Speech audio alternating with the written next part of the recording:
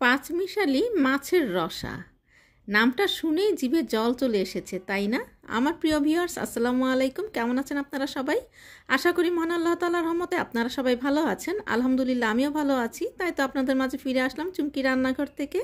আর চুমকি রান্নাঘর মানেই তো আপনাদের রান্নাঘর। খুবই কম মশলায় পাঁচমিশালি মাছের রসা কিভাবে তৈরি করেছি চলেন আপনাদের সাথে শেয়ার করি।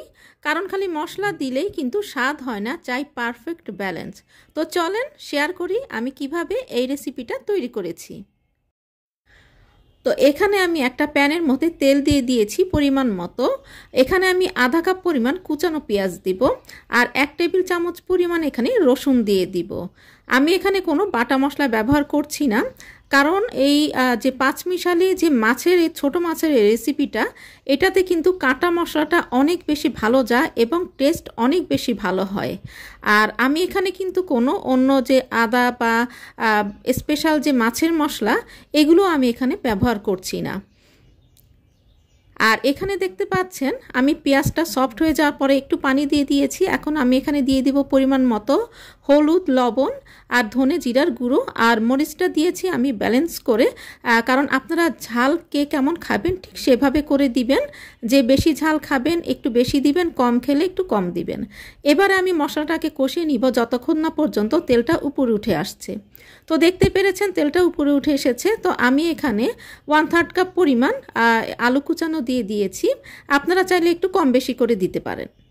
তো আলুটাকে আমি একটু কষিয়ে নিচ্ছি এই 2-3 মিনিটের মতো, যেন 10% এটা সেদ্ধ হয়ে আসে আর আলুর যে একটা কাঁচা স্মেল সেটা যেন চলে যায়। তো যখন কষে এসেছে তখন আমি এখানে দেখতে পেরেছেন যে আমি এখানে যে পাঁচমিশালি মাছটা রেখেছি, তো সেটা আমি এখানে দিয়ে দিচ্ছি। আর উপরে যে একবারে পেঁয়াজ কলিটাও দিয়ে দিব।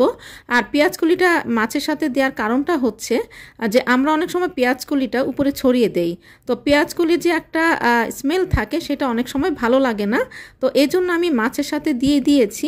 এখানে আমার 300 গ্রাম ছোটো মাছ আছে। তো ছোটো মাছের সাথে পেঁয়াজ কলিটা দিয়ে দেওয়ার কারণ হচ্ছে ছোটো মাছটা যখন আমি 2-3 মিনিটের মতো কষিয়ে নিব তখন পেঁয়াজ কলিটা কষে যাবে আর সেই স্মেলটা চলে যাবে। তো মাছটা কষে যাওয়ার পরে জাস্ট 2 থেকে 3 মিনিটের মতো আমি মিডিয়াম হিটে মাছটা কষিয়ে নিয়েছি আলতোভাবে নেড়ে চেড়ে। তারপরে আমি এখানে পরিমাণ মতো পানি দিয়ে দিচ্ছি, অনেক বেশি না, মোটামুটি যেন মাছটা একটু ডুবো ডুবো ভাব আসে। আর যেহেতু এটা পাঁচমিশালি মাছের রসা, তো একটু তো ঝোল দিতেই হবে, তবে অনেক বেশি না, দেখতেই পাচ্ছেন। তো এবার আমি ঢাকনা দিয়ে হাই হিটে এটাকে জাল করব প্রায় 5 মিনিটের মতো। সব সময় মনে করবেন মাছটা যখন জাল করবেন প্রথম জালটা কিন্তু হাই হিটে করতে হবে, না হলে কিন্তু কাঁচা মাছের যে একটা স্মেল সেটা কিন্তু থেকেই যায়। তো মাছটা যখন আধা সিদ্ধ হয়েছে মানে 5 মিনিট পরে আমি এখানে দিয়ে দিলাম আধা কাপ পরিমাণ টমেটো।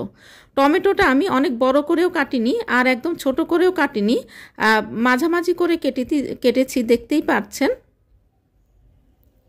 মানে টমেটো কুচানোর আগে যে শেপটা হয় সেটাই দিয়েছি। তারপরে ঢেকে দিলাম আরও 3 মিনিটের জন্য। তো 3 মিনিট পরে চলে এসেছি, টমেটোটাও কিন্তু আধা সিদ্ধ হয়ে গিয়েছে। আর ছড়িয়ে দিলাম কাঁচামরিচ আর ছড়িয়ে দিলাম ধনেপাতা। তো এবার চুলার হিটটা আমি একদম লো করে দিব।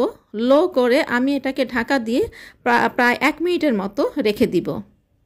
তো 1 মিনিট পরে আমি চুলাটা রেখে স্ট্যান্ডিং টাইমে রেখে দিব। তো এই যে স্ট্যান্ডিং টাইমে রাখার পরে কালারটা যেটা এসেছে দেখতেই পেরেছেন। আর এই যে এখন পরিবেশন পাত্রে পরিবেশন করে ফেলেছি। তো দেখতে পেরেছেন আজকে আমার পাঁচমিশালি ছোটো মাছের রসা।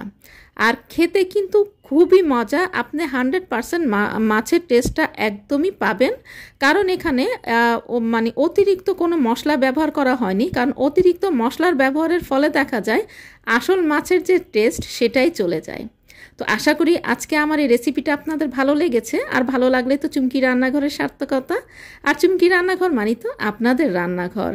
মনের মাধুরী মিশিয়ে রান্না করবেন, নিজে খাবেন, প্রিয়জনকে খাওয়াবেন। সবাই ভালো থাকবেন, সুস্থ থাকবেন। আল্লাহ হাফেজ।